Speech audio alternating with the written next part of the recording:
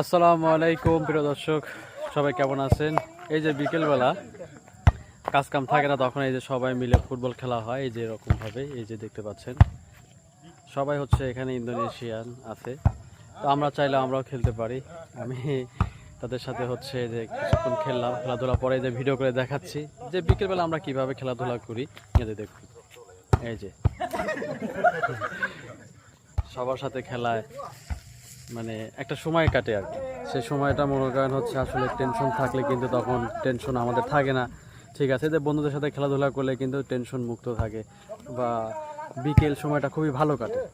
এদের সবাই খেলতেছে দেখুন, ছোট বড় সবাই। সন্ধ্যা হয়ে গেছে, মাগরিবের আজান দিচ্ছে, খেলাধুলা শেষ, এদের সবাই বাসায় ফিরে যাচ্ছে যার যার বাসায়। এই যে বন্ধু দেখতে পাচ্ছেন, সে কদিন পরে বাসায় চলে যাবে।